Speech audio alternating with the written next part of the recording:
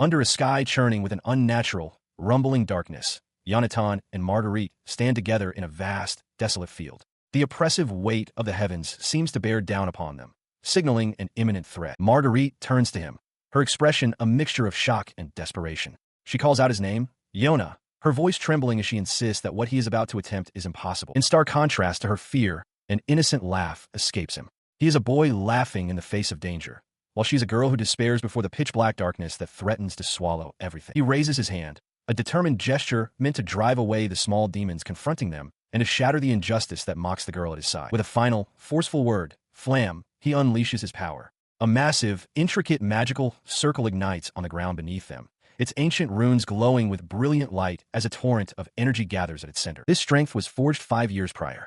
Yonatan Langheim, the eldest son of a ducal family, was born with an illness called mana overload. While he should have been devoting his days to studies and swordsmanship, he couldn't even get out of bed. The doctor's treatments had no effect, and every day was an endurance of pain. Reading books became his only source of joy, and he dreamed of one day visiting the legendary places he read about. Confined to his room, the young boy would gaze at a portrait of his mother before closing a book marked with a curious bat-winged crest. He recalled her words to him. His mother, who was frail, had passed away soon after giving birth. She had asked him to grow up strong and become a fine duke. It was in her diary that he learned of these feelings, and they became the reason he kept going. Clutching a book, he promised her he would do his best. The next day, a maid brought a tall stack of books to his bedside. Lord Yonatan, she announced, setting them down. He looked up from his bed and offered a quiet, thank you. As he began to sort through them, his eyes caught on a particular volume. Its spine was covered in strange, unfamiliar writing. He had never seen it before. He wondered, picking it up, what's this book? A few days after leaving the mansion, Yonatan sits wearily, reflecting on the difficulty of his journey. He manages to walk using marionettes, but controlling his own exhausted body is a constant struggle. He questions whether he can truly travel alone in his condition, yet his gaze hardens with resolve. He has already made his decision. His determination is fueled by a stark reality. He only has 1 year left to live. With the time he has remaining, he is committed to seeing the legendary places from Ares' Anecdote, the book he loved and read every single day while confined to his bed, with his own eyes. His journey continues in the back of a covered wagon, where the driver, a kind merchant, turns to him. The man, Mr. Otmar, announces that they are almost at their destination. As the sun rises, the wagon approaches a small, rustic town, its silhouette defined by a large windmill and several barns against the bright sky. Passing by a vast field of wheat, Yonatan is struck by the sight, thinking to himself how amazing and beautiful it is. Upon their arrival in the town's cobblestone square, Mr. Otmar dismounts and offers Yonatan a small, ornate token, telling the boy to take it with him. Yonatan accepts it with heartfelt thanks. The merchant explains that he will be staying at the inn at the end of the street until his business is concluded. He acknowledges that traveling alone is difficult and tells Yonatan to bring the token and find him anytime if he runs into trouble. With a cheerful wave, Mr. Otmar bids him farewell. Yonatan, suitcase in hand, waves back as they part ways on the sunlit street. Now on his own, he contemplates his next move, deciding to find an inn and the comfort of a real bed.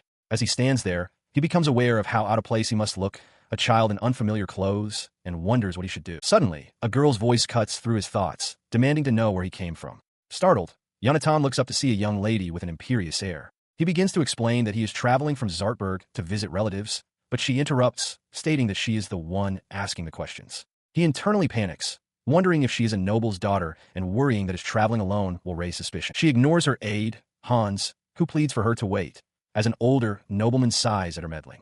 Turning her full attention to the boy, she asks if anything is troubling him. When he stammers that he's fine, she presses on, asking for his name. He hesitantly replies, Yona. Satisfied, she introduces herself as Marguerite and declares that they are leaving together, much to his shock. She leads him towards a grand manor, with Yonatan trailing behind in a daze, realizing that a lie he told has made things complicated. He is stunned to learn that Marguerite is the daughter of the local lord. Inside the opulent entrance hall, she observes how dirty he is from his long journey and instructs him to go take a bath first. After his bath, Yonatan emerges wearing a clean, light-toned sailor suit. Marguerite turns to him, her expression one of surprise as she remarks on his eyes. She tells him they're like a pitch-black night sky. Her compliment continues as she calls them beautiful. A deep blush spreads across Yonatan's face. It is the first time anyone has ever praised him. The unexpected praise triggers a painful memory. He sees the shadowy figures of his family, their cruel words echoing in his mind, calling him useless compared to the gifted Sieg, telling him to simply endure and stay out of the way. Returning to the present, he looks down at the clean fabric of his new clothes, struck by the fact that this girl is showing him such kindness, even though they have only just met. Now seated together on a sofa, Yonatan formally thanks Marguerite for allowing him to bathe. She smiles, replying that it's a lady's duty to help children in trouble. Bristling at being called a child, Yonatan retorts that he is already 11 years old. Her smile widens as she stands, announcing that she just turned 12. Standing beside him, she is clearly taller.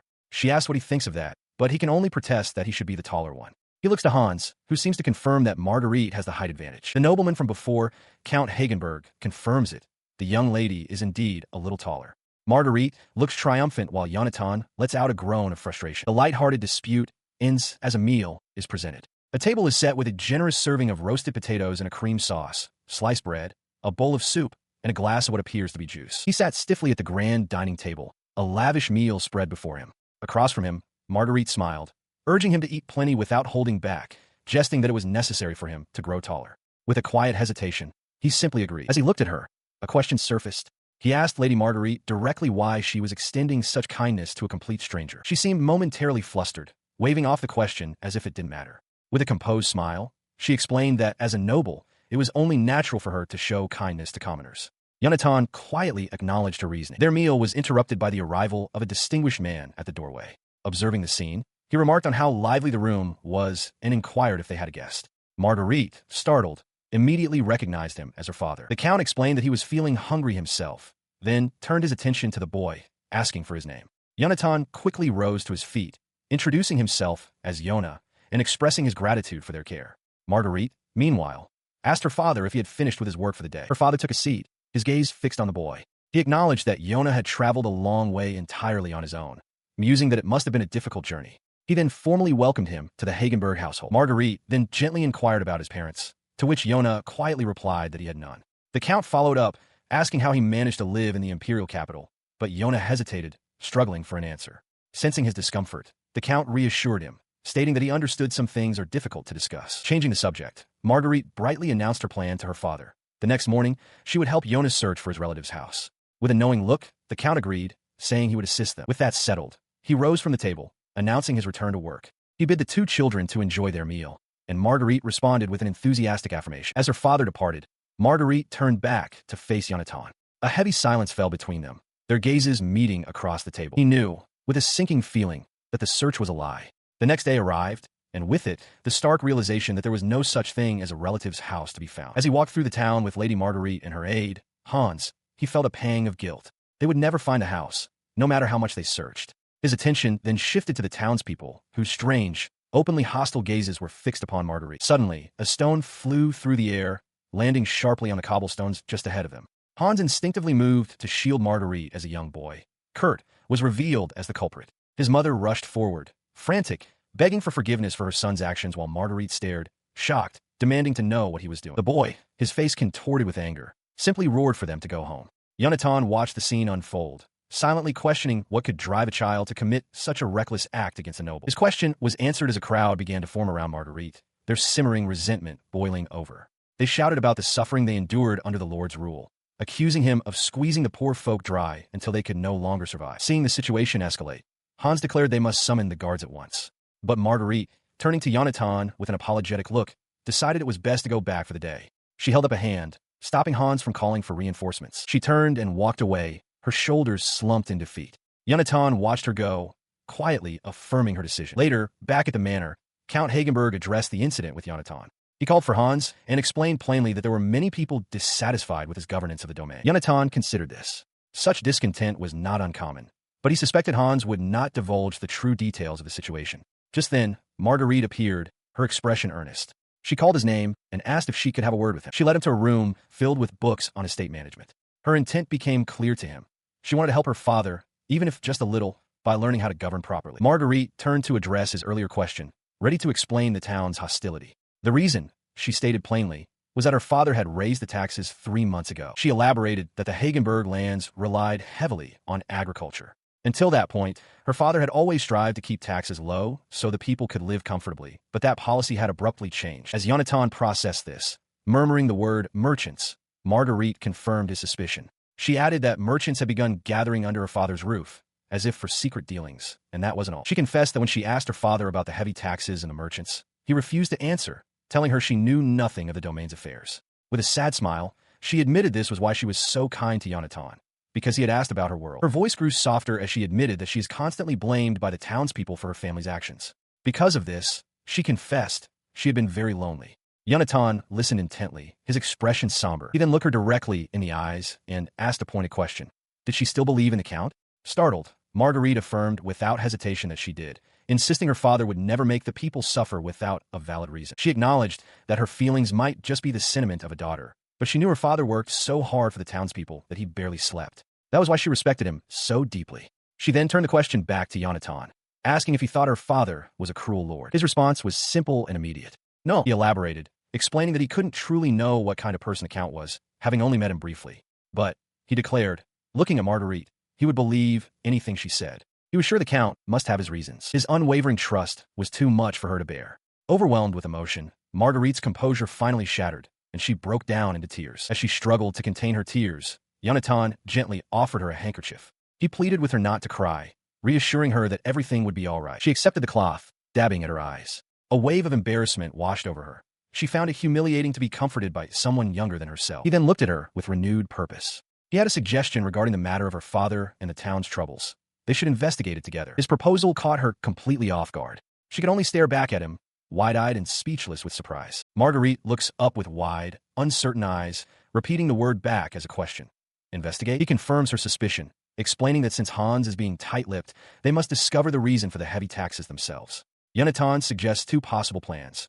They could either watch to see who the Count meets with, or they could ask around town for clues. Marguerite, still hesitant, asks how they would even begin. Despite his confidence, she remains uncertain, her expression clouded with doubt as she silently wonders if such a simple approach could truly uncover anything. Sensing her hesitation, Yonatan asks her directly if she wants to understand her father's circumstances. At this, Marguerite's doubt vanishes, replaced by a bright, determined smile. She agrees enthusiastically, declaring that they will investigate together. Their new partnership formed. Their attention is quickly drawn to a voice emanating from behind a closed door. The speaker insists on selling as much as possible, stating they don't mind if the price increases slightly. The words cause them a halt. They press themselves against the wall beside the doorway, listening intently to the clandestine conversation. He leans in and whispers his conclusion to Marguerite. It sounds like the Count is meeting with a merchant. Yonatan realizes this could be their chance to find out how the raised tax money is being used. Marguerite's expression is grave as she takes in the information. Suddenly, the door latch clicks. With a hushed exclamation, Yonatan quickly pulls Marguerite back behind a nearby pillar just as the door swings open and a man begins to step out. The man who emerges is Otmar, the merchant. Marguerite asks if Yonatan knows him, and he confirms with shock that he rode in the same carriage with Otmar to this town. He recalls that the merchant gave him a wooden tag, telling him to bring it to the inn if he ever needed help. Hearing this, Marguerite declares they have no choice but to follow him. As they turn to leave, a stern voice stops them dead in their tracks. Count Hagenberg stands directly behind them, his expression severe as he demands to know where the two of them are headed. He found himself under Count Hagenberg's scrutinizing gaze. Thinking fast, Marguerite claimed they were looking for Yonatan's relative's house. Flustered, Yonatan agreed, then boldly declared that he would absolutely protect Lady Marguerite. The Count, seemingly accepting their story, offered to accompany them, much to Yonatan's alarm. His bold declaration echoed in Marguerite's mind, her cheeks flushing as she pictured him as a valiant knight on a white steed, vowing his protection. Somehow managing to excuse themselves from the Count's offer, they made their way to a local inn. Inside, Marguerite turned to him, expressing her remorse for suddenly dragging him around. With a playful smile, however, she added that it was his fault, leaving Yonatan to ponder her words in confused silence. Their purpose at the inn was soon made clear when an attendant informed them that Lord Otmar would receive them in his room. He entered to find a welcoming face. Otmar greeted him warmly, glad that the boy had come. Yonatan confirmed that he had decided to take the merchant up on his kind offer. The merchant's friendly demeanor did little to ease his nerves as Otmar got straight to the point, asking what the matter was and offering his help. Yonatan hesitated, unsure how to begin. Before he could speak, Marguerite stepped forward, taking control of the conversation. She introduced herself as the eldest daughter of Count Hagenberg, much to Otmar's surprise. She stated that she knew he was in town for business with her father and then directly asked him to explain the nature of their dealings. Sensing the merchant's hesitation, Yonatan quickly added his own plea, insisting that Lady Marguerite had her own important reasons for her inquiry. His words hung in the air as Otmar considered their request. After a moment of thought, a look of understanding crossed his face. With a slight smile, he agreed, stating that he understood their situation. She reacts with disbelief, asking aloud if her father is truly trying to buy up all the wheat and grain. Beside her, Yonatan's expression mirrors her concern. The merchant, Otmar, confesses that he does not know the reason. Yonatan speculates that it might be due to a bad harvest causing food shortages, but Marguerite quickly refutes the idea. She insists that their territory is a breadbasket and the harvests have been consistently good. Otmar adds that he also found it suspicious and asked the Count for an explanation, but was told nothing. She internally questions her father's motives, finding the situation strange no matter how she analyzes it. She considers that he might want to sell at a higher price, but the market has already settled. Seeing her distress, Yonatan gently tells her they lack sufficient information and proposes they ask the townsfolk for more details, reaching for her hand. He offers her a reassuring smile as he takes her hand. Marguerite looks back at him, her troubled expression softening slightly at his supportive gesture. Putting their plan into action, Yonatan calls out to a woman passing by in the town square, asking for a moment of her time. His call goes unanswered as the woman hurries away without a word. Both he and Marguerite watch, taken aback, as another resident rushes past them with a handcart. Unseen by them, a young boy with a cap peers over a low brick wall, his eyes fixed on the pair. He recognizes the child from the previous day. His attention shifts from the strangers to his own home, where his mother is serving a meager meal. He looks at the sparse plate and asks if this is all the food they have. With a sad, gentle smile, she apologizes, explaining that money is tight and this is all they can afford. Outside the window, Marguerite's expression turns to one of utter shock. She has overheard the entire exchange, the reality of the family's hardship striking her with full force. She stands frozen, her hands clasped tightly before her. A terrible realization begins to dawn as she stares out at the town, finally connecting her father's actions with the poverty she has just witnessed. Her face crumples in anguish, tears welling in her eyes as the terrible realization about her father solidifies. She whispers Yonatan's name, her voice trembling with despair. Seeing her distress, Yonatan's expression hardens with resolve. He tells Lady Marguerite that they should go ask the Count directly about the reason for the heavy taxes. He acknowledges that it will be difficult, but reaches for her hand, offering his unwavering support. With their decision made, he assures her that he is with her. Their carriage proceeds down the cobblestone street, heading towards the Hagenberg estate. They arrive at the manor under the light of a full moon. Count Hagenberg appears, surprised to see them together at such an early hour. Marguerite steps forward, announcing that they have something they wish to ask him. Inside the Count's study, Yonatan takes the lead, respectfully inquiring if there's been a serious problem with the domain's harvest this year. He continues, explaining that the people are suffering under a harsh burden. It isn't famine, he clarifies, but rather a forced frugality, as if they are being deliberately impoverished. The Count's expression shifts to one of stunned surprise. The Count regards Yonatan with a new level of respect, remarking that for someone hardly older than Marguerite, his thoughts are remarkably insightful. He adds that Lady Marguerite must understand the situation as well, though it seems an unlikely thing to have happened. Yonatan quickly defends Marguerite's awareness. He explains that she has been diligently studying domain management out of a deep respect for the Count's compassionate and just rule, and that she shares his desire to help the people. Marguerite listens, touched by his words. Finding her courage, Marguerite addresses her father directly. She insists she cannot believe he would impose such heavy taxes without reason and pleads with him to share his worries. The Count looks at his daughter, a realization dawning.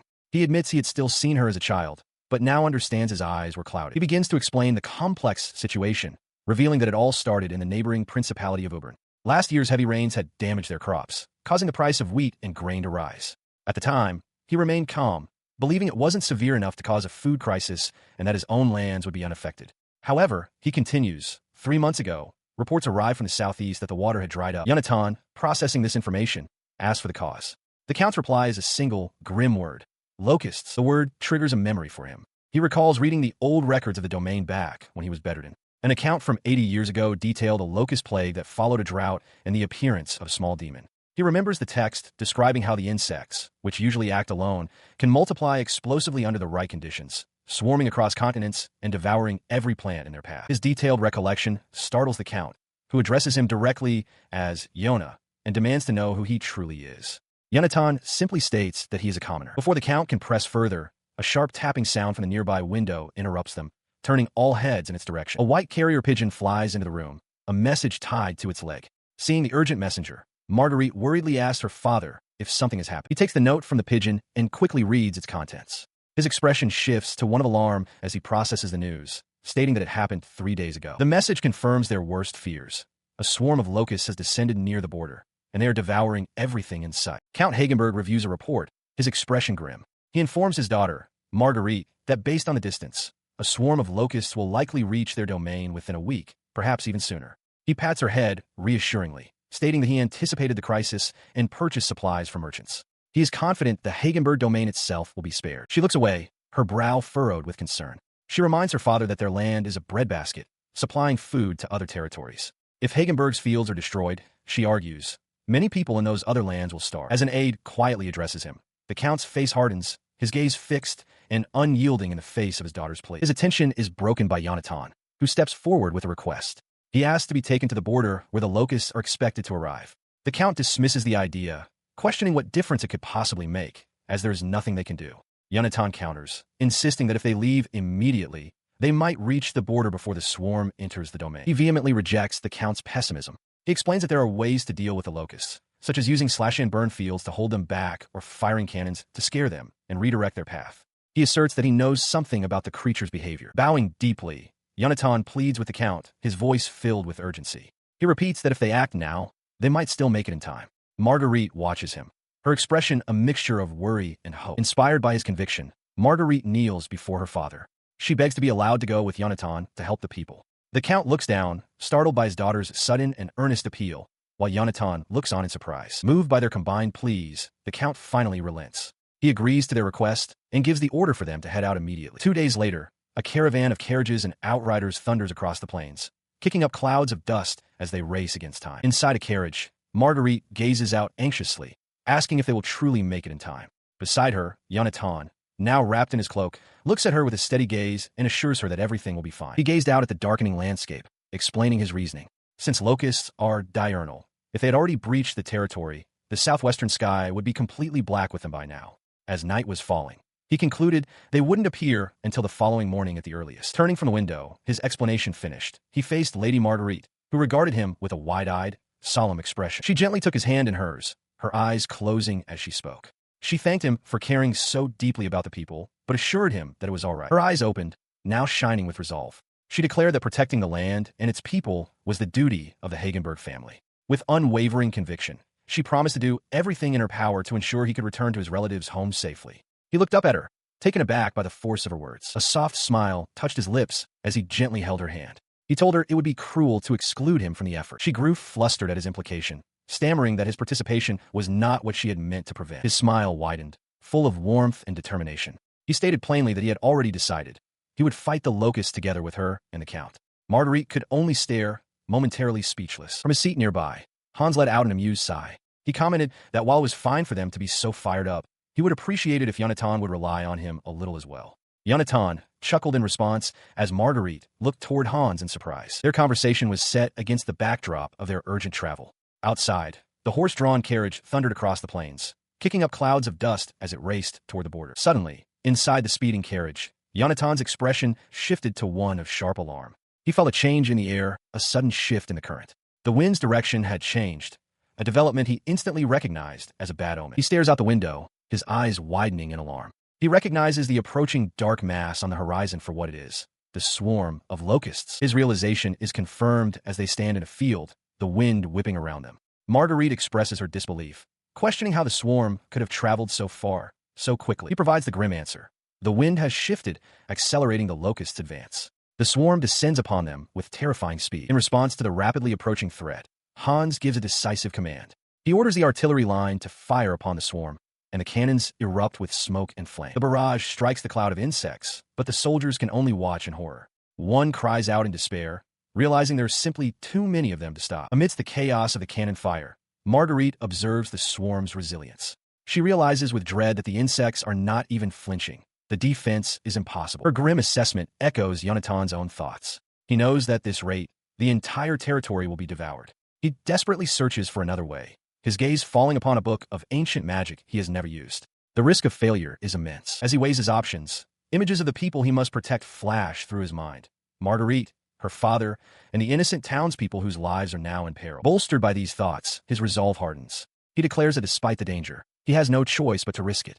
Marguerite looks at him, her expression filled with concern as she calls out his name. He meets her worried gaze with one of calm certainty. With quiet confidence, he tells her that it will be all right. He begins the incantation, his finger tracing a symbol in the air. He calls upon the source of winds drifting at the edge of the sky, commanding it to manifest before him as a raging spiral vortex and swallow all the little devils. As he completes the incantation, a massive, glowing magical circle materializes in the air around him. Watching from a distance, Hans shouts the spell's name in alarm.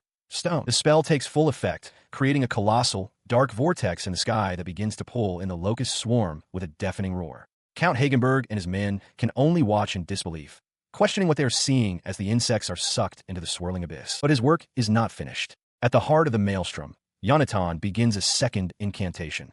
He calls to a source of fire dwelling in the deepest darkness, commanding it to manifest, unleash its radiance, and burn away the remaining devils in a dance of flames. His eyes, reflecting the swirling magic, narrow with intense focus. With a final, forceful cry, he unleashes the spell. Flam. An immense torrent of black and white flames erupts from the magical circle, roaring with unnatural power. He stands alone before the inferno he has created, a small figure against a wall of churning, otherworldly fire that consumes the sky. As the flames subside, they transform into gentle, falling embers like snow. Watching from the ground, Marguerite whispers in awe that it's beautiful. Her awe turns to concern as she looks toward Yonatan.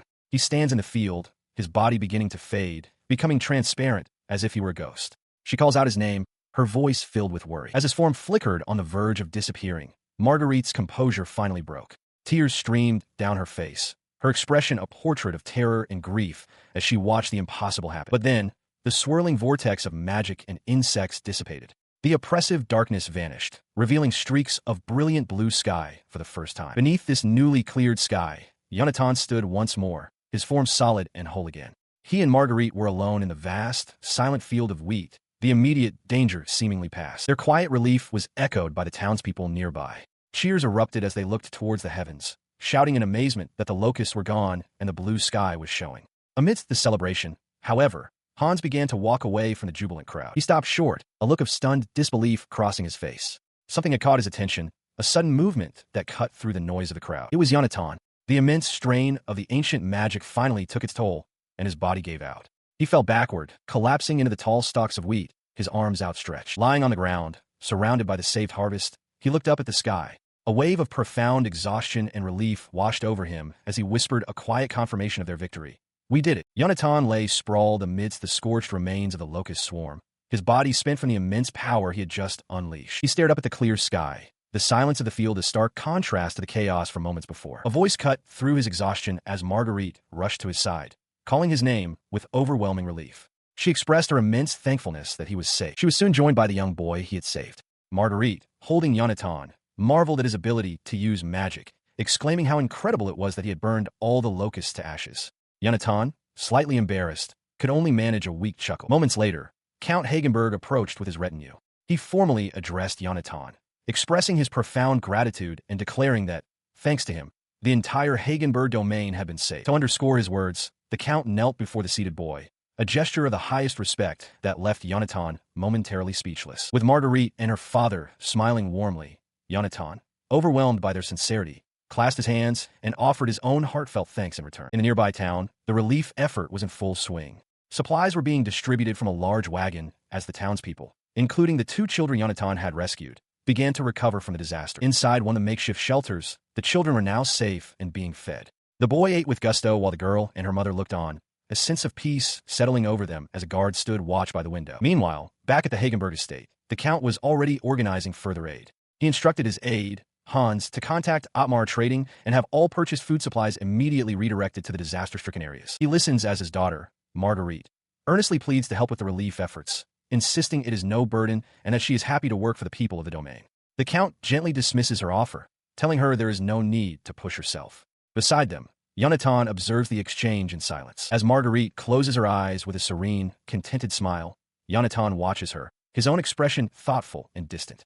He remains by the doorway, a silent witness to her unwavering optimism. That night, a quiet stillness settles over the Hagenberg estate, the darkness outside punctuated only by the rustling of leaves. Inside, Marguerite speaks to Yonatan with relief, noting that with the locust threat gone, many estates are saved. She adds that he can now live safely at a relative's house, a statement that contrasts sharply with the image of him lying frail and alone in bed. She turns to him, her face alight with a hopeful smile, and makes a simple, heartfelt request that they stay together from now on. Yonatan looks up, his eyes wide with surprise and unspoken emotion. Her plea for companionship stirs a deep and contrasting memory within him. He recalls his past, 10 long years confined to a bed, shut away from the world in a room filled only with books. In that isolated world, kindness was a rarity, especially from his cold father, his disdainful brother Siegbert, and even a younger Marguerite. He remembers that the very first person to show him kindness was a man named Gunther. The memory sharpens, bringing a profound realization to the surface, reflected in his wide, dark eyes. It was this discovery of kindness, coupled with the knowledge of his own limited time, that spurred his decision to set out on his first journey. He had discovered that the outside world, filled with people like Gunther and Count Hagenberg, was unexpectedly warm. This warmth is what he feels now, enveloped by Marguerite's joyful smile and the gentle, paternal hand of Count Hagenberg resting on his head. Surrounded by their affection, he smiles, truly and freely. He lies in bed, the warmth of his newfound happiness overshadowed by a grim realization. He only has 1 year left to live. This limited time fuels his resolve. There are still things he wishes to accomplish. Chief among them, the one hope that sustained him while he was bedridden, to see with his own eyes the legendary land that appears in the book, Ares' Anecdote. He knows he cannot stay, for he refuses to let Lady Marguerite witness his death. The thought of causing her such sadness is unbearable. With his decision made, he sits at a desk, his expression a mixture of sorrow and determination as he picks up a quill pen. The nib scratches against the paper, carefully forming the words of his farewell. Meanwhile, in another room, Marguerite turns in surprise as a maid enters carrying a tray. She stands before her father, Count Hagenberg, shyly presenting a new cloak she had prepared. The Count smiles knowingly, understanding the gift is for Yonatan, as Marguerite's blush deepens. Later, Marguerite finds the letter left for her. She reads its contents with a gentle, happy smile, completely unaware of its true, final intent. At that same moment, Yonatan, now dressed for his journey, looks down with a somber satisfaction, believing that with this, everything is settled. But as he prepares to take his first step away, a sudden, sharp pain erupts in his chest. He lets out a choked gasp, his body seizing as he stumbles forward. He struggles for breath, his body racked with pain. With a trembling hand, he reaches for his medicine, but his fingers fumble, and the small vial slips from his grasp, shattering on the floor. Collapsing against the wall, he gasps, the will to live surging through him. He does not want to die. His resolve hardens against the pain. He silently pleads to whatever forces will listen, begging to be allowed to continue his journey. Meanwhile, at the Hagenberg estate, Count Hagenberg looks out over his domain, his thoughts lingering on the boy. Yona, he muses, is truly a strange child. His thoughts drift back to the boy's arrival. He recalls how his people had searched for the house of Yonatan's relatives, but they could find no trace of it. The mystery surrounding the boy only deepened from there. The Count remembers how, from just a few clues, Yonatan had deduced the threat of a locust plague and then unleashed a massive spell, one powerful enough to burn them all to ash, a feat even an archmage might not accomplish. As the Count is lost in these recollections, his aide, Hans, enters the study. He announces that a letter has arrived for him. He takes the letter, his expression shifting to one of surprise as he reads its contents. It is a marriage proposal for Marguerite. At that very moment, Marguerite runs excitedly through the halls of the estate, calling out for Yona. She has a gift for him. She arrives at his room, but stops abruptly in the doorway. The room is empty. His bed is neatly made, his suitcase gone.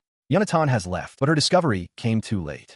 The room was already empty, a silent testament to a departure already in motion. Far from the Hagenberg estate, Yonatan stood alone in a town square, his dark cloak a stark contrast to the lively surroundings. He thought of those he left behind, a quiet farewell on his lips for Lady Marguerite and the Count.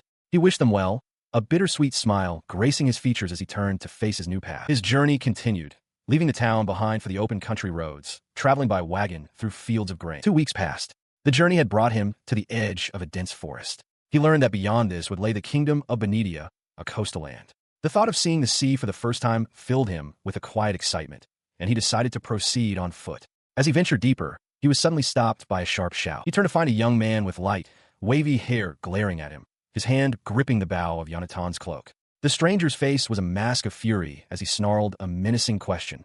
Do you want to die? 11 years ago, a shooting star streaked across the night sky, a silent witness to the fate of Lady Marte. She stood amidst a garden of roses, a gentle smile on her face as a voice off-panel told her it was time to rest. But her rest was short-lived. The birth of her child had left her body weakened and frail, a condition that demanded the utmost care. Despite her fragility, she cradled her newborn son, humming a soft lullaby.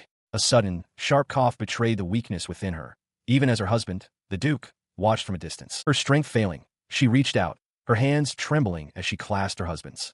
Tears welled in her eyes as she made a desperate plea. He held her hands tightly, his face a mask of anguish as she begged him to please take care of their son, Yona. Now, years later, the Duke's anguish has hardened into fury.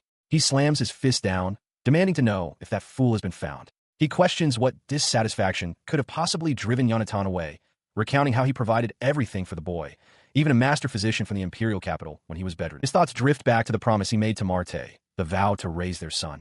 But resentment poisons the memory. He views Yonatan as a failure who took Marte's life.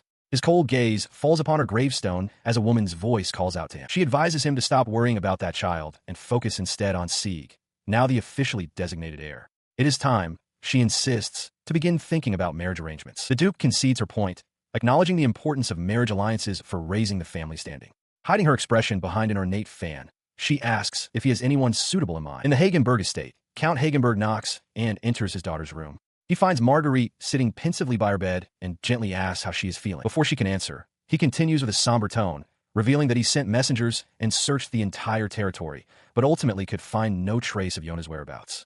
Marguerite, however, looks up with a gentle smile, telling her father there is no need to worry. Her father then presents a letter, explaining that it is from Duke Langheim. He specifies that its contents are a formal marriage arrangement concerning the Duke's second son, Siegbert, the next head of the family. Marguerite's expression darkens as she processes the news. Her composure breaks. She turns to her father and apologizes profusely, but firmly declares that she has no intention of marrying anyone. He challenges her statement, asking if she won't come to regret such a definitive refusal. Without a moment's hesitation, Marguerite confirms that she will not. A small, knowing smile spreads across the Count's face. He chuckles softly, remarking that he never imagined she had given up on the idea of marrying Yona. He continues to tease her, calling it a shame.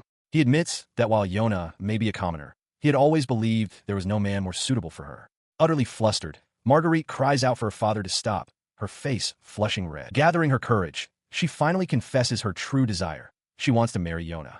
Seeing her earnest declaration, her father calmly deems the Duke's letter unnecessary, adding that he never cared for the political maneuvering of nobles anyway. He encourages her to do her best for when Yona eventually returns, advising her not to let him get away a second time. Filled with renewed hope, Marguerite beams, vowing that next time, she will make him promise to never leave her side again. Meanwhile, far away in a sun-dappled forest, Yonatan sits beside the merchant Otmar in a horse-drawn cart. Otmar cheerfully tells the boy, whom he calls Carlo, that he's saved him, explaining that if he had remained where he was, the forest's magical beasts would have surely killed him. He traveled onward with his companion, who explained that the monster-repelling charms on their carriage would allow them to camp safely for a few days. They expected to reach their destination, Benedia, the day after tomorrow. Hearing this, Yonatan offered a relieved, if slightly weary, smile. As evening fell, they found a suitable spot in a clearing to make their camp for the night. With practiced ease, his companion struck a flint to steel, skillfully igniting a pile of tinder and wood, bringing a warm fire to life in the twilight. With the campfire crackling, they sat together, roasting chunks of food on skewers. His companion passed a cooked piece to Yonatan, who accepted it gratefully. He took a large bite, his face immediately breaking into a blissful expression. With his cheeks full, he happily declared his thanks for the meal. His companion watched him eat, asking if the food was good. Yonatan confirmed enthusiastically that it was very good. Yet, the other young man's gaze remained sharp and vigilant, his hand resting near the hilt of his sword. Suddenly, his eyes shot wide open in alarm, a bright flash reflecting in them as the peaceful evening was abruptly shattered. Before Yonatan could react, his companion launched himself into action, drawing his blade with blinding speed. The boy could only stare in stunned silence from where he sat. The immediate threat, a monstrous wolf-like creature, lay dead on the ground. His protector stood over it, muttering in frustration that the beasts were still swarming the area. He then turned to the boy, addressing him as Yona and issuing a stern command, "Don't leave my side." His warning was proven necessary as another beast lunged from the shadows, its fangs bared. Gripped by terror, Yonatan felt a surge of panic, his mind racing as he wondered what he could possibly do against the oncoming magic beasts. As the creature closed in, he desperately searched for a way to help. A thought surfaced: he could use ancient magic. But he immediately realized the immense danger. Unleashing such power here would mean they would get caught up in the devastation too. He watched, stunned, as his companion dispatched the beasts with contemptuous ease. The swordsman sighed, lamenting that the creatures weren't even enough to fill his stomach, a fact that only deepened his dislike for them. Yonatan could only stare, amazed. He had never witnessed sword strikes of such blinding speed. The question echoed in his mind. Who was this man, and could he truly be just a merchant? He then turned his attention to the boy, ruffling his hair with a grin. He teased Yonatan, asking if he'd gone weak in the knees from fear or if he was simply dazzled by his companion's strength. Dismissing the battle, he urged Yonatan back to their meal, reminding him that a good night's sleep required a full stomach. With a renewed appetite, Yonatan readily agreed. He sat by the crackling fire, roasting food on a stick. As he watched the man across from him, a quiet resolution settled in his mind. For now, he decided it didn't really matter who his companion was. His rest was interrupted by his companion's voice. The man gently informed him that they were about to be out of the forest. Yonatan stirred, rubbing the sleep from his eyes. He looked up, and his sleepy expression vanished, replaced by wide-eyed, breathless awe. Beside him, his companion watched his reaction with a knowing smile. Before them, sprawling along the coast and bathed in morning light, lay a magnificent port city. They descended into the bustling streets of the city, the capital of the kingdom of Benedia. He was taken aback as the citizens began to greet his companion with surprising reverence, welcoming him back as Your Highness and questioning where he had wandered off to. The adoration was widespread, with some remarking on how wonderful Prince Carlo was. Utterly bewildered, Yonatan turned to his companion, asking what they could possibly mean. He turned to face Yonatan, a confident smile on his face as the grand royal palace loomed behind them. He formally introduced himself as Carlo Regarita Benedia, the crown prince of the kingdom of Benedia. With a flourish, he extended a hand, officially welcoming Yona to his kingdom. The revelation struck Yonatan with the force of a physical blow. He walked through the opulent palace halls in a daze. An attendant bowed deeply, welcoming Prince Carlo home. The real prince, walking beside him, simply affirmed the greeting, deepening the mystery of their arrangement. He listened as Prince Carlo instructed him to rest after his long journey, adding that His Majesty, the king, was waiting for him. Carlo then turned to an attendant, ordering that their important guest, Yona, be treated well. Yonatan could only nod in understanding, still processing the whirlwind of events. As the prince departed, two maids with identical features and long, dark hair stepped forward. They introduced themselves in unison as Aurora and Priscilla, declaring that they would be the ones to attend to Lord Yona. While Priscilla began to lead him away, her sister Aurora questioned her, asking if she didn't have business to attend to for Lord Federico. She then pointedly asked if Priscilla had even finished cleaning her own room, causing her sister to flush with embarrassment as Yonatan looked on, bewildered. He was guided through a magnificent palace corridor, its grandeur stunning him into silence. He could only mouth a quiet wow, marveling that the royal residence was even more beautiful up close. The maid's professional demeanor quickly dissolved as they began to fawn over him, captivated by his perceived purity and adorableness. They crowded close, expressing a desire to hug him, much to his flustered surprise. Just then, the attendant from before cleared his throat, interrupting them to announce that a bath had been prepared and that Lord Carlo wished to have dinner with him afterward. After his bath, Yonatan was led to a dining hall where a man with long, light hair and regal attire sat before a feast. With arms outstretched in a grand gesture, the man greeted him with a booming voice, proclaiming that he had been waiting. His eyes widened at the sight of the incredible spread of food on the table. He exclaimed that it was amazing, earning a satisfied smile from his host, the king. As they ate, the king casually asked where Carlo had been before returning. Caught off guard, Yonatan stammered, unsure how to answer. The king quickly waved it off, telling him not to be so formal and to drop the Your Highness. He then shifted focus entirely, stating that it was more important for him to hear about Yonatan himself. Having eaten his fill, Yonatan sat back, feeling stuffed. Seeing this, the king stood and suggested they take a little walk. The king led him not outside, but to a pair of towering doors. Pushing them open, he revealed a vast, multi-storied library filled with countless books. As Yonatan stared in awe, the king simply asked, "Shall we?" He is asked about the feasibility of mass-producing certain weapons. With a serious expression, he explains that it is difficult to say, as the Empire utilizes extremely advanced techniques, making replication a significant challenge. The question is posed by the king himself, who thoughtfully considers the implications. He muses that even if mass production were possible, it would take at least a year, and questions if his country's craftsmen are even capable. A sharp-featured advisor with glasses insists they cannot wait that long and must make do with their current resources. Overhearing this high-level strategic discussion, Yonatan's eyes widen in shock, the name of the real prince echoing in his mind. Carlo. Alone, Yonatan mutters to himself, his mind racing with overheard whispers of mass-produced weapons purchased from the Empire. He worries if this means war, knowing such talk is classified national intelligence. Suddenly startled by a noise, he spins around, demanding, "Who's there?" He finds himself face-to-face with the king and his bespectacled advisor. The king, seeing the boy's alarm, offers a gentle smile. He explains that it's just him, telling Yonatan not to be so scared.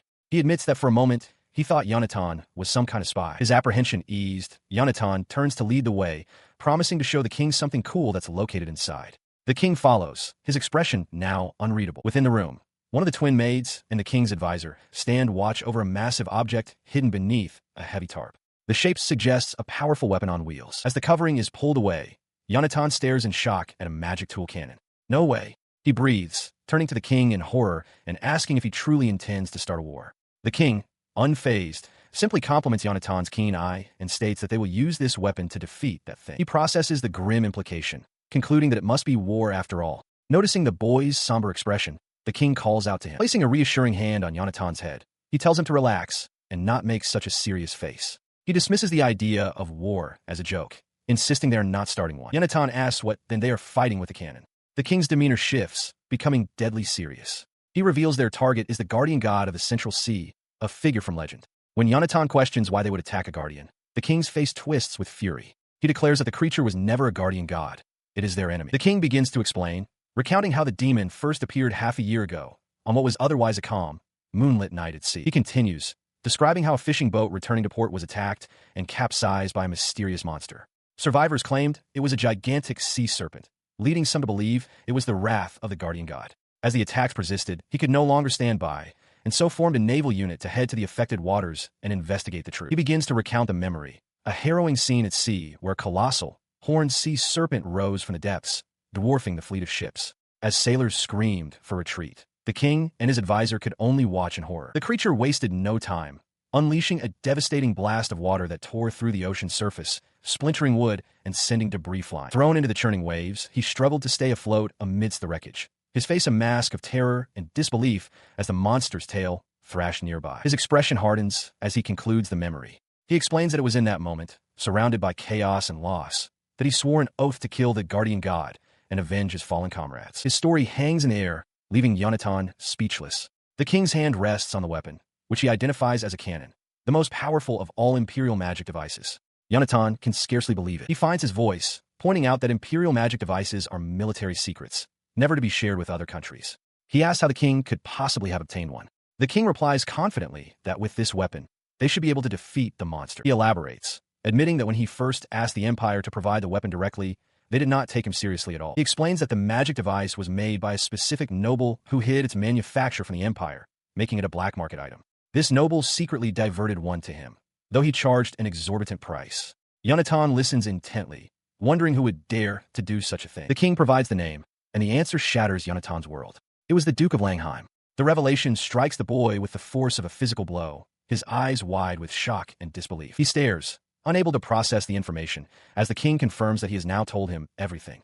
The question echoes in Yonatan's mind. Could his own father truly be capable of such an act? His continued silence prompted the king to press him further. The monarch observed that Yonatan's composure was too refined for a commoner and that his knowledge of magic devices was unusual. With a piercing gaze, he directly asked who Yona truly was. The boy looked down, a flicker of resolve in his eyes. He decided it would be unfair to remain silent when the king had been so forthcoming with his own story. Taking a breath, he revealed his past. He stated that his former name was Yonatan Gerhardt Langheim, and that he was the eldest son of the House of Langheim. The king's eyes widened slightly in understanding.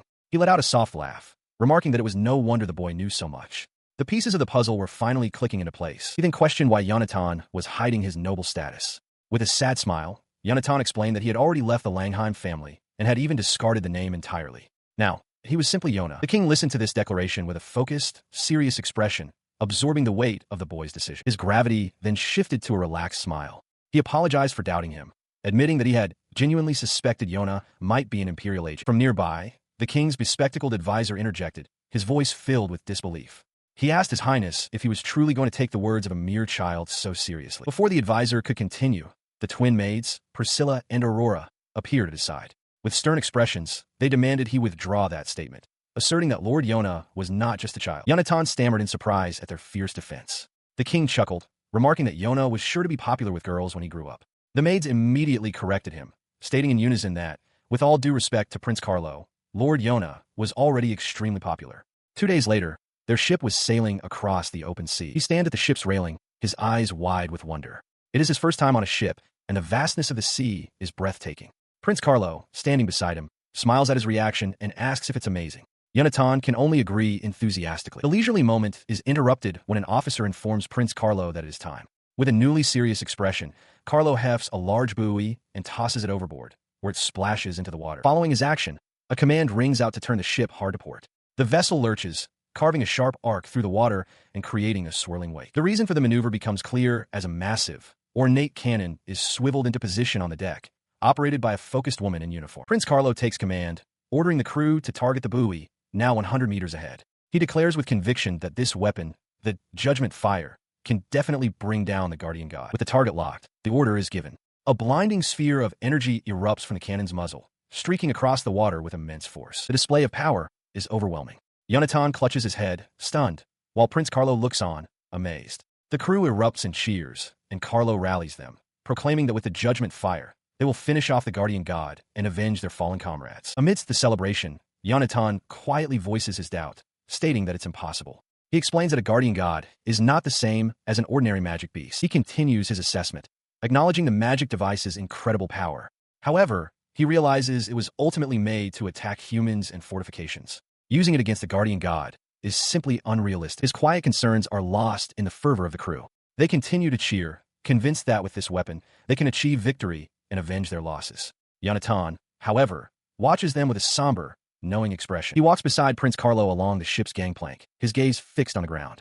The prince, noticing his companion's somber mood, asks what is wrong. He stops and looks up at the prince, making a startling request. He asks to be allowed to take part in the subjugation of the guardian god. Carlo is taken aback, questioning if Yonatan truly understands the gravity of what he is saying. He presses his case with desperation, bowing his head as he pleads. He promises to do anything he can, insisting that if he is allowed to use his ancient magic, they will have a chance to win. The prince's refusal is immediate and firm.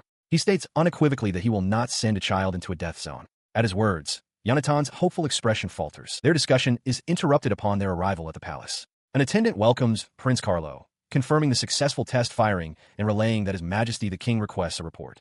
The attendant adds that the king is also very eager to meet Lord Yona. Within the royal chambers, the king is found lounging informally on a large, curtained bed. He offers a casual apology for his state address. Despite his casual demeanor, he is greeted with the utmost formality. An attendant announces the arrival of Crown Prince Carlo, who kneels alongside Yonatan. The king dismisses the stiff greetings, explaining that this is not a formal occasion. The king shifts the topic to business, asking his son for an assessment of the Empire's magic device.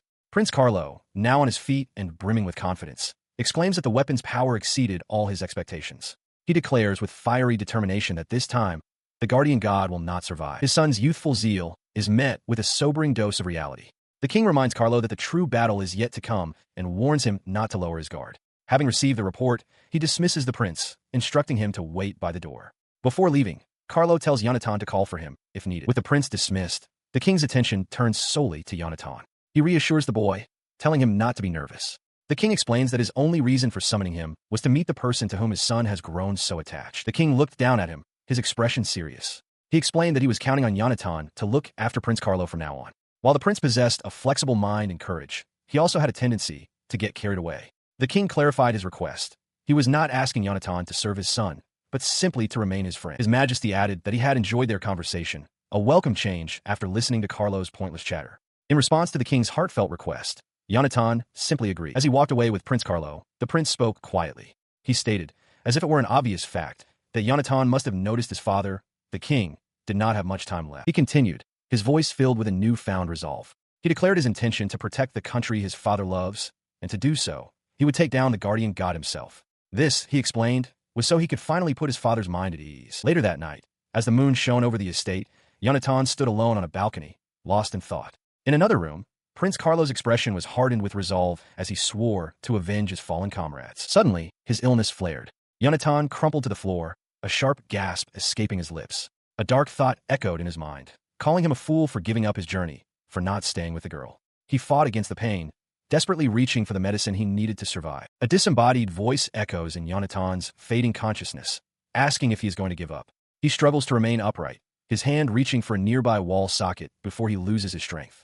The sound of his body hitting the floor alerts the twin maids, Priscilla and Aurora, who burst into the room with a cry of alarm, calling out for Lord Yona as he collapses. The commotion reaches the king, who appears in the doorway with a look of shock and urgency, shouting Yonatan's name as he rushes toward the scene. He finds an older, bespectacled man already at Yonatan's side, who is now lying in bed, breathing shallowly. The man raises a finger to his lips, quietly requesting silence. The maids, standing by with a tray, apologize for their outburst. The king's frantic energy gives way to hushed concern as he asks the man about Yonatan's condition. The doctor simply lets out a heavy sigh, his expression gray. Leaning over the boy, he begins to deliver his frank assessment of the situation. The diagnosis is dire. He states that Yonatan's condition is critical, his pulse irregular, and his heartbeat weak. He concludes that there is likely severe damage to his other internal organs as well. The king refuses to believe it, protesting that Yonatan was smiling and acting normally just a moment ago. The doctor acknowledges that while the boy may be a bit awkward and clumsy, there is no doubt his condition is severe. He speculates that it's possible Yonatan has suffered from these symptoms for a long time, perhaps even since birth. His words strike the king, who realizes Yonatan must have been enduring pain so intense he could die. He wonders aloud if the boy ever showed any signs of his suffering. A memory of Yonatan's cheerful smile flashes in his mind, and the truth hits him with force. He never showed a single one. In his delirium, Yonatan begins to stir, his body trembling as he calls out for Prince Carlo, leaving the maids utterly bewildered. He clutches his chest, gasping and swallowing hard as he desperately pleads for his medicine. As he struggles, one of the maids spots his suitcase, quickly opens it, and exclaims with relief that it's here. He lay unconscious on the bed, his breathing shallow and labored. The king and the doctor watched over him, their faces etched with concern. As the boy's pained breaths filled the room, the king's expression hardened with a mixture of fury and distress. the twin maids and the doctor looking on with apprehension. He noticed the boy's breathing seemed to have calmed slightly. Reaching out, the king gently touched Yonatan's hand, a wave of relief washing over him. His relief was short-lived as the doctor reiterated his grave assessment. He explained that Yonatan's body had already reached its absolute limit, a fact made undeniable by the very medicine the boy carried with him. The king listened, his expression somber as he processed the grim reality. He contemplated the boy's journey, how Yonatan had abandoned his noble status, left his home, and traveled completely alone, all while carrying a pain so terrible that he had come to desire death. An image of a much younger, brighter Yonatan flashed through his mind, a stark contrast to the suffering child before him. Even then, he was still just a child. Gazing down at the boy, the king's face filled with fierce determination. He made a solemn vow, addressing the unconscious child by name. Yona, he swore, I'll save you no matter what. Sometime later, Yonatan began to stir. As his eyes fluttered open, he saw the king sitting by his bedside, who greeted him with a bright smile, announcing that he was finally awake. The sudden, cheerful presence startled him. His eyes widened in shock as he spotted his open suitcase nearby. The realization struck him with full force, and he cried out the name he knew. Carlo. A torrent of painful memories flooded his mind.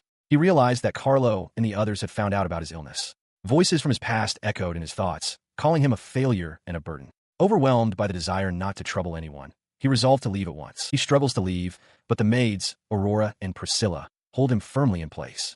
The king, Carlo, watches his desperate attempt and delivers a single, resolute denial. No. The king explains that Yonatan's body is so worn down he could die at any time, insisting he must stay and heal. Overwhelmed, Yonatan pleads to be allowed to leave before he becomes a useless burden. Aurora interjects, agreeing with the king and declaring that she and her sister will sincerely handle all of Lord Yona's care. His self-deprecating words are met with immediate disbelief. The king demands to know what he is saying, questioning how he could ever be a burden. The maids echo the sentiment. Priscilla states she won't allow him to call himself a useless failure, while Aurora adds that his very existence could never be a burden. Faced with their unified support, Yonatan is stunned into silence. Tears well in his eyes as a single, hopeful thought forms. Is it really okay for him to stay here? In response, the king gently pats his head, reassuring him that all he needs to focus on is healing. Surrounded by their warmth and acceptance, Yonatan finally relents, wiping away a tear and whispering his agreement. With his immediate fears assuaged, Yonatan begins his convalescence. The maids dote on him, each presenting a different dessert, one offering strawberry cake, the other pudding, and vying for his favor. Their rivalry continues as they bicker. Aurora points out that Priscilla hasn't finished her cleaning and that Lord Federico was looking for her.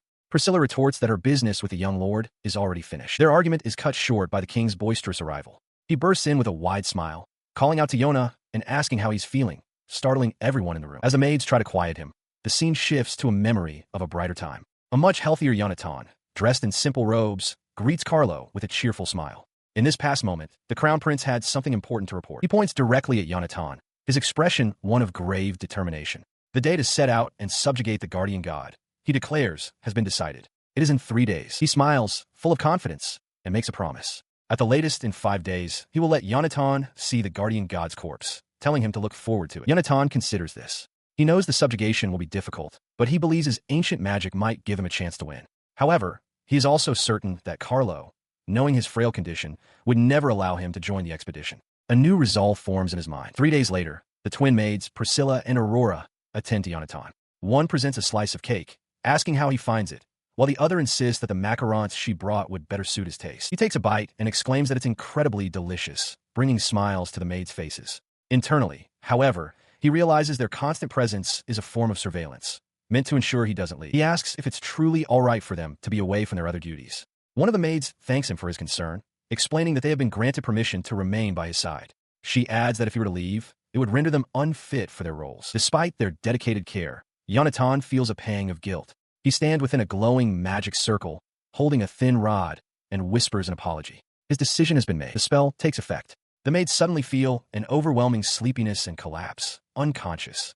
Standing over them for a moment, Yonatan turns, now wearing his cloak, and slips out of the room. The scene shifts to a large vessel, cutting through the waves. A voice from the ship cries out, declaring that it is finally time to avenge all those who have died. On deck, the king, now in a military uniform, rallies his cheering crew, ordering them to brace themselves. His thoughts are with Yonatan, hoping he hangs in there. Unseen below, Yonatan peeks out from a wooden crate, vowing to slay the beast and return. He recalls how Carlo cared for him despite having just met, and how he now fights for his father and his country. Hiding in the dark, Yonatan cannot let someone like that die. He clenches his fist, filled with a new determination. He can do this. He clung precariously to a rope, his eyes wide with shock as chaos erupted on the deck below. A cry went up from the crew. It was the guardian god of the Central Sea. As panic began to spread, one of the officers tried to maintain order, acknowledging the recklessness of their endeavor. As the colossal beast emerged from the depths, its maw filled with rows of needle-like teeth, the young commander expressed his surprise, remarking that it was unusual for the creature to appear here. From his hiding place, Yonatan also recognized the anomaly. According to legend, the guardian god was only ever seen much farther out at sea. The ship pressed onward, closing the distance with a legendary monster. With the creature successfully hooked, its immense head looming over the vessel, the commander seized the moment. His voice cut through the tension as he bellowed the order to attack. Now, fire! In response to his command, a massive, spiked harpoon shot forth from a deck-mounted cannon, hurtling directly towards the beast. A look of fierce triumph spread across the commander's face as he urged his men to witness their victory. The projectile struck the guardian god's flank with tremendous force, yet it failed to leave so much as a scratch. The creature's enormous, unblinking eye turned towards the ship, its gaze cold and ancient. The commander's confidence shattered, his face paling as he stammered in disbelief at the impossible sight. A colossal, black sea serpent erupts from the waves, its glowing eyes fixed upon the ship. On deck, the commander, Carlo, grits his teeth in frustration, declaring the beast a nuisance. He realizes a direct confrontation is their only option and prepares for another strike. The serpent looms, its body coiled around a glowing sword-like projection from a ship. Carlo acknowledges that even the Sword of Judgment's fire is proving ineffective. He refuses to let such a monster defeat them and roars at his men to retreat while he holds it off. As he prepares to face the beast alone, a familiar voice calls his name. Carlo turns in shock to see Yonatan running towards him across the deck. He demands to know why the boy is there. With fierce determination, Yonatan declares that he came to save Carlo, believing he might be able to defeat the monster. He dismisses the boy's claim as foolishness, ordering him and everyone else to run while he holds the creature at bay. Yonatan stares in disbelief, questioning how Carlo intends to face the monster with only a sword. A confident smirk crosses Carlo's face as he states he's always been one to take a gamble. He charges forward, sword raised, directly into the path of the roaring serpent. Horrified, Yonatan can only scream his name. Just as the serpent's attack is about to land, a colossal, white, fish-like creature bursts from the sea, its body glowing with ethereal light. It intercepts the blow, creating a massive splash. Both Yonatan and Carlo stare, stunned into silence by the sudden appearance of this new entity. The white creature continues to glow brightly, holding the dark serpent at bay. A memory surfaces in Yonatan's mind, a passage from a book describing the guardian god of the Central Sea as a large, fish-like figure. The realization dawns on him. His consciousness seems to drift into a serene, star-filled void. He floats before the immense, gentle face of the white creature, which seems to address him, identifying itself as the true guardian god of the Central Sea. Back on the deck of the ship, his eyes are wide with wonder. He watches the guardian god physically block the dark serpent's advance and understands its intention. It is protecting them. A smile of newfound confidence spreads across his face. He addresses the creature directly, asking the guardian god if it can push the dark monster away from their ship. As he speaks, Carlo, seeing the flames encroaching on the deck, shouts a desperate warning for Yona to be careful. His silent plea was answered with titanic force. The guardian god, a colossal white leviathan, slammed its immense body into the dark sea serpent, sending plumes of water high into the air as the monster recoiled from the blow. As the divine beast fought on his behalf, Yonatan calmly addressed it, offering his thanks. He assured the guardian god that it would be safe as long as it maintained its distance, and instructed it to stay away from the demonic creature. Watching the boy command a deity, the commander's expression hardened with resolve. A new thought took root in his mind. Now it was his turn. He was certain he could do it.